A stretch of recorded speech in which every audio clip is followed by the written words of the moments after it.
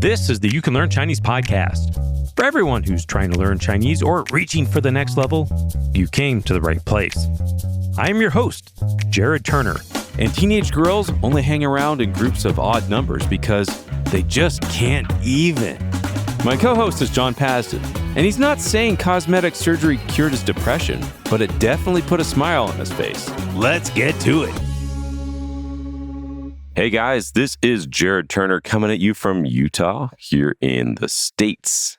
And my name is John Pasden. Hey everybody, I am in Shanghai, China, as usual. So Jared, we just finished Chinese New Year festivities here in China. Lots of fireworks on the outskirts of the city, even though they're banned in the city. I gotta say, I missed those fireworks, man. Got some good times, good explosions. The fireworks are actually better than they used to be because fireworks are getting better. And tomorrow, which is March 3rd in China as we record this, tomorrow is Yuanxiaojie, which is the Lantern Festival, which is kind of a special, like the end of Chinese New Year for kids. Yeah, I always love that Lantern Festival. I have this fun memory of some of my kids were in kindergarten, first grade there, and everyone's supposed to have their own little lantern. They have these little bunny ones. Well, I guess it was the year of the rabbit. Yeah, the bunny lanterns. The bunny lanterns, and everyone had they're just pulling around, they're making all these noises. It was ridiculous, but it was so cute. Well, all that fun for kids kind of ties into what we're talking about today, which is kids' books and using those to learn Chinese. Sounds like a great idea, doesn't it? Oh, yeah. And I'm sure almost everybody has ever had this thought or has been recommended this course of action, saying, hey, if you're learning Chinese or you're learning to read Chinese or whatever, you should get some kids' books, right? Yeah, and it sounds like a good idea. And a lot of times Chinese people will suggest this to you as well. But it kind of misses the point for the types of material that is good to read and what is actually hard to read.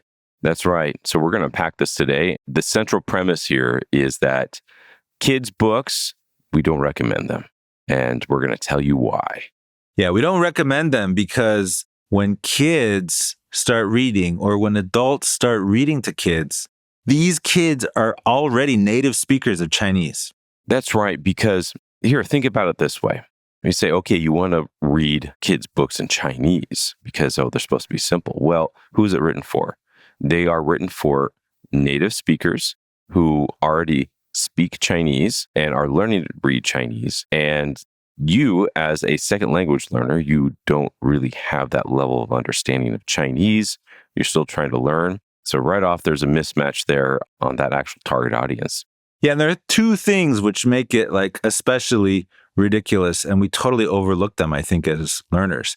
The first thing is that Chinese kids, they spend 4 or 5 years just learning to speak Chinese without trying to read, right? They have all that immersion, all that input, all that practice speaking, all those mistakes. They have all that time, and they have that going into this reading experience. And then the other thing is that most of the time, adults are reading to the kids. They're not reading it themselves. Yeah, that's it. Think about this, anyone who's read books to a kid. You sit down, they pull out their favorite book. It's Curious George, right? And they sit down, they give you the book, sit in your lap. And do you say, all right, kid, now read the book to me? No, you are sitting there, you're reading the story to that kid. And so when we think about that, we're like, all right, read Chinese books for kids, right? It's supposed to be simple. No, it's not necessarily simple reading. I mean, when you get into actual reading, there's in English, we have these Bob books and things that are very specially written and very simple for kids who are just learning to read. That's an entirely different book and an entirely different concept than sitting down and expecting your kid to start reading Curious George. Yeah, it is definitely not something that you can easily just jump into. And actually, we should give a specific example. One of the most famous stories in Chinese culture, and it's also popular among kids, is 西游记, The Journey to the West. So you might think, I'll read this story. It'll be fun. It'll be colorful. I'll learn words like monkey, 猴子, right? And it'll repeat, and I'll learn it really well. But actually, no. Because you don't need to learn the word monkey if you're a Chinese kid. You already know that word. So you have the name of the Monkey King, Sun Wukong. You have his title, which is 齐天大圣. You have his weapon, which is Jingu Bong, and like the character for Gu is crazy. And immediately all this like specialized vocabulary starts piling up. And you might not even see that word for monkey more than like once in the very beginning. Yeah, and this is one of the unique things about Chinese is that English, any language aside from Chinese, has some sort of alphabetic system where you learn those components and the individual letters and stuff, and you can start sounding things out, right? Chinese, no. And this creates one of those unique complications when you actually start introducing proper nouns, as John's mentioning here for the Monkey King, Sun Wukong, and all these different elements. A lot of these things, like when you start introducing names, proper nouns, places, unique objects and items that are very commonly associated with stories, or it could be a fairy tale or whatever, you're going to need to learn this very specific, very focused characters that could be just very literary in nature, or it could be very unique to that situation that not really need to learn or use or encounter anywhere else. And so it just creates an additional level of complexity. Now, it's not saying you can't learn or you don't need to learn those things, but specifically, if you're starting to read kids' books because you're like, oh, I'm trying to learn Chinese, you're probably not at that level. You're going to be like, that's going to be sometime down the road when you've reached some high level proficiency and you're ready to now, hey, I want to get into some of these things.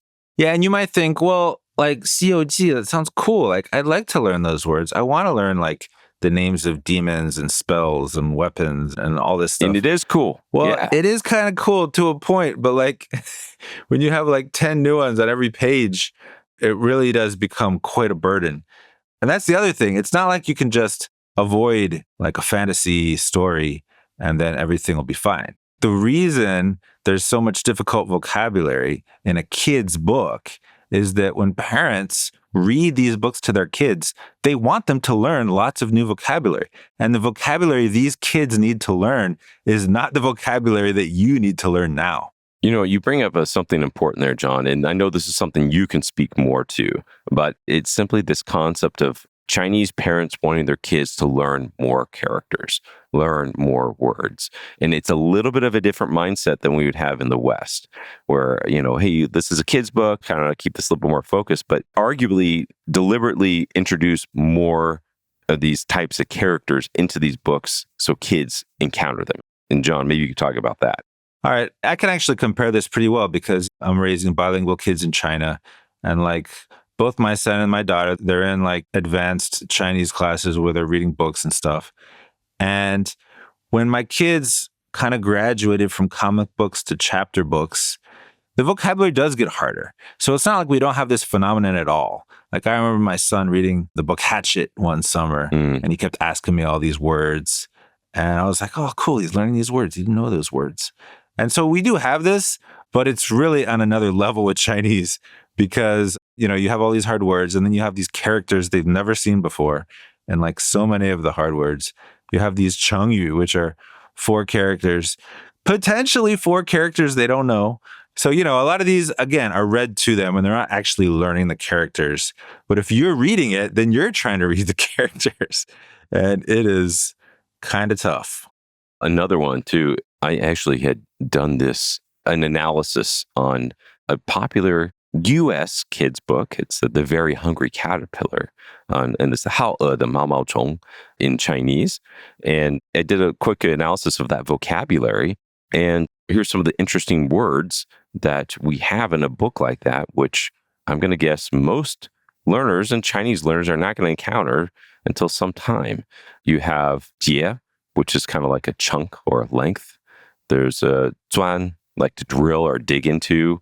And how about a cocoon, jian, right? And these are some of those words that, if you think about this, like kids' books, they're going to commonly have unique vocabulary like this. And I think about like a Curious George book. He squished, swung, pounce, scoot. There's like some of these words that in English, if you think about that, how commonly are you going to use that with an adult, or is an adult going to encounter those types of words?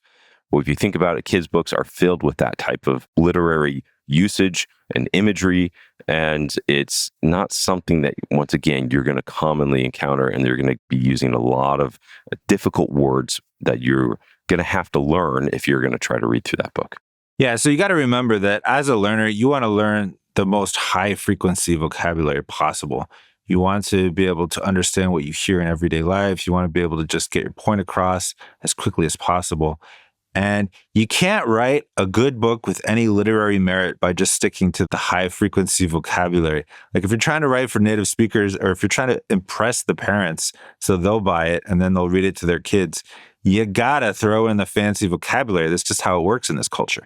So I guess with keeping all of this in mind, John, good question. Why do people recommend you should read kids' books?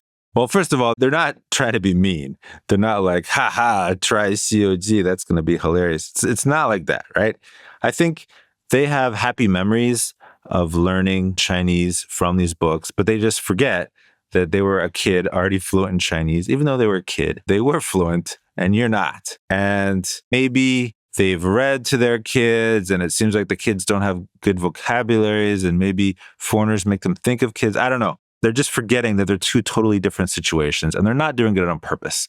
They're trying to be helpful, but native speakers don't always have a good sense of what vocabulary is high frequency, what's approachable for learners, and what is really only suitable if you're a native speaker, trying to improve your vocabulary. And, John, I also think this harkens back to just some fundamental, approaches to language learning throughout human history. And this is kind of adapted and changed, I would say, more recently in the last 50 to 100 years, when second language learning has become more of a focused discipline, an area of study and learning. And so the kind of boils down to this, is that if you had no real understanding of concepts of language learning, best practice, and anything that perhaps any listener might have right now, and someone came to you and they said, hey, I want you to teach me English, or we have this person here who doesn't speak English and you need to teach them English, how would you do it? And the most likely and the most common way that you probably would do it, and people have done this over the years, is just they simply think, well, how did I learn English? Oh, okay, I'm going to teach them that way. And so it's this survivorship bias. Okay, this is how I learned, so this is how I'm going to help you learn. And so when you think back of that, oh, I learned by reading kids' books. And well, did you really, right? You think about that against all these things we talked about. You didn't really read those kids' books. Adults read them to you. And you think about what you did in going through school. Oh, in kindergarten, first grade, so, I went through all these things. This is how I learned English, so I'm going to teach you English that way. It's no different, of course, with Chinese. People are going to say, this is how I learned Chinese, and this is how I'm going to teach it to you. But what we've kind of learned over decades of research and experience is that the way we acquire a second language, especially as an adult, is quite different than the way we acquire a native language when we are a child. Right. And most people have no experience in second language acquisition. They haven't studied it, so they just don't know this stuff. So, if you want to really get into the science of learning that second language, it takes time, right? It takes experience. And John, I would say this is one of the reasons why we have this podcast, right? As we're trying to pass along some of our experience and learning and research in this whole area to help people more optimally learn a second language and hopefully not fall into some of these traps and biases and inclinations, which are really common. I don't blame anyone for it. It's just that's what normally people turn to some of these methods for learning a second language, which are not as optimal. Yeah, one of the really cool things about the field of second language acquisition is that it's really come into its own, like in the past 50 years or so, because of computers. It wasn't until we had computers that we could do a full corpus analysis and really analyze the way that people actually talk. Like if you record it and then you write it down and then you do all kinds of analysis on this corpus, this body of text, then you can learn things that we actually don't know intuitively. We don't know just because we study how people learn languages. It's something that you really have to look at the big data to get. And all of that study in corpus analysis and the way that people actually talk leads towards creating better materials for learners to learn a language. And John, I think this is important to touch on this. I'm glad you brought it up. It's just about corpus analysis. Just give just like a brief what that is and why that's so important. So as John said, corpus is kind of a collection of language. It could be spoken, written, whatever. But the unique thing that a corpus and an analysis allows us to do is you're creating these frequency tables that come out of it. And so that's what you're alluding to, right? Yeah, the high frequency vocabulary. So that allows us to see what are the most commonly used words with different types of speakers or whatever. But that alone is the big deal that we're talking about here. And that's one of the disciplines that we kind of do with Mandarin Companion here is we really focus on that. But that's the discipline you don't have in general with like kids' books, is that they're just kind of pulling all this random stuff. And it's not necessarily the highest frequency things that you need to learn, especially as a lower level learner, whether you're beginner or elementary or intermediate. You really need to focus on those things that helps you develop that base.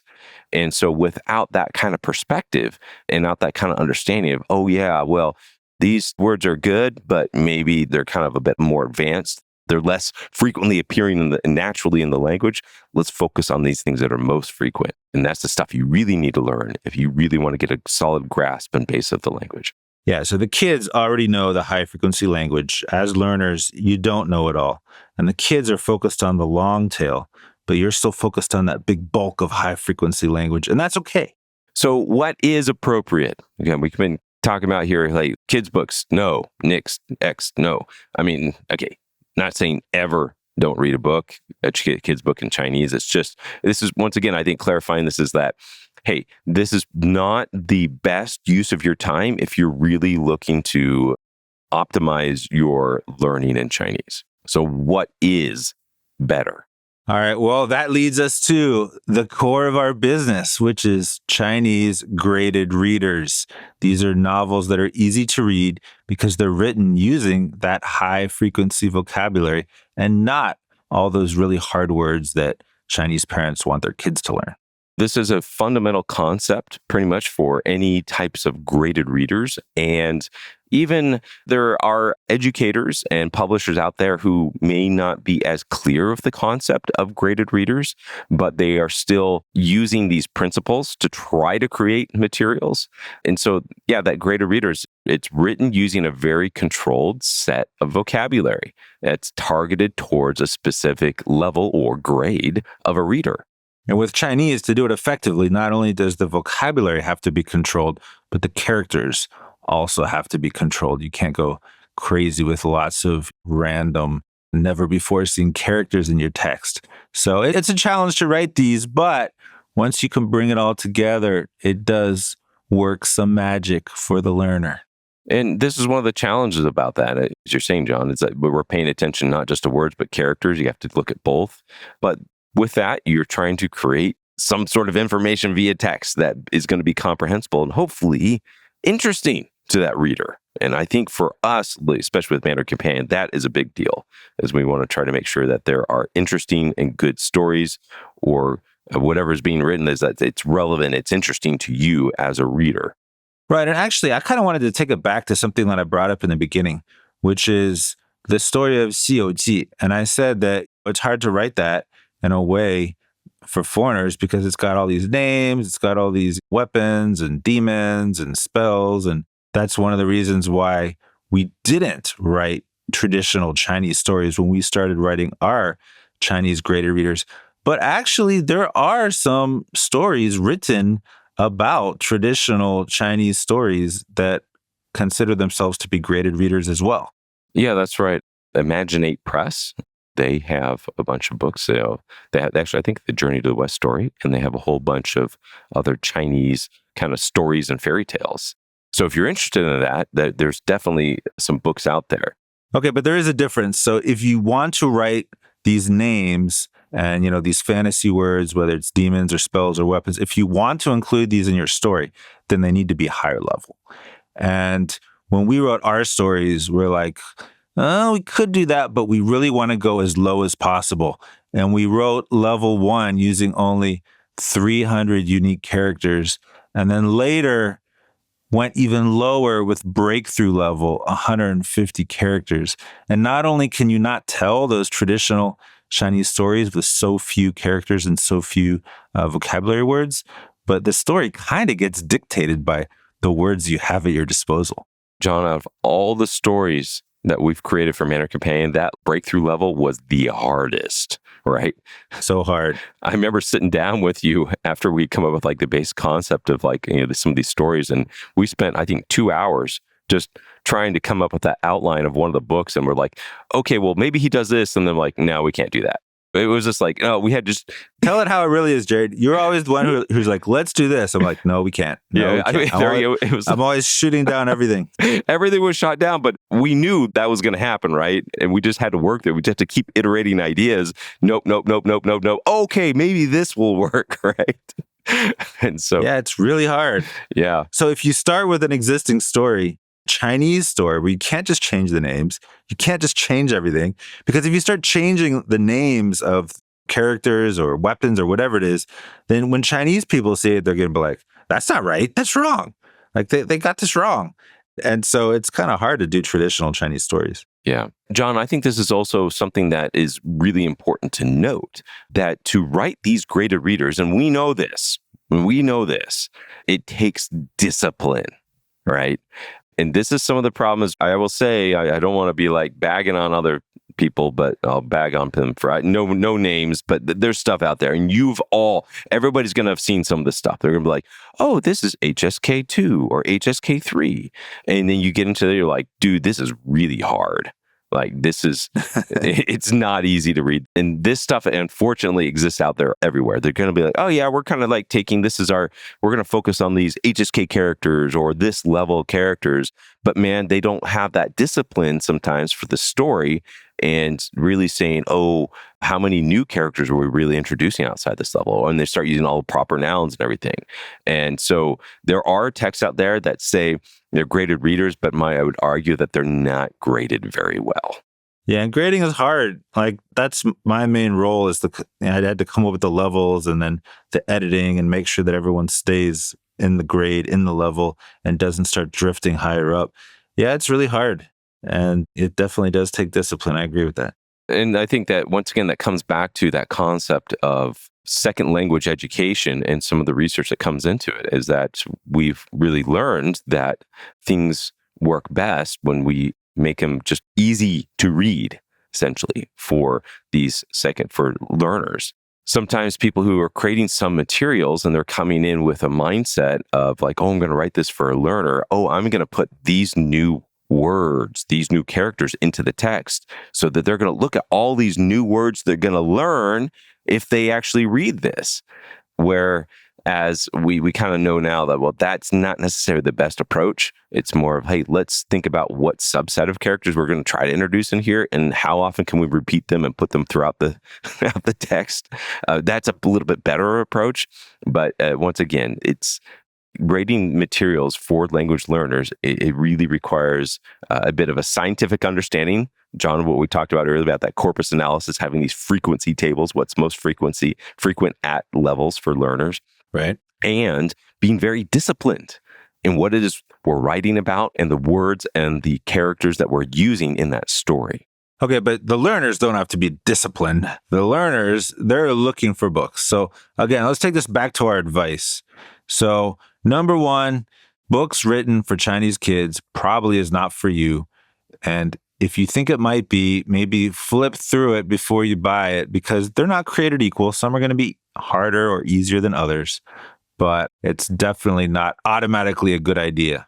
That's right. Your mileage may vary depending on whatever it is. And once again, like I said, we're not saying never read kids' books in Chinese. In fact, I've read kids' books in Chinese to my kids. And, you can do that, but at certain levels, right? And maybe even so, you would really want to read this book. Maybe you just need to kind of pre-read it and find out some of these words and characters that you don't know, learn some of those, and you might be able to read it out loud to somebody.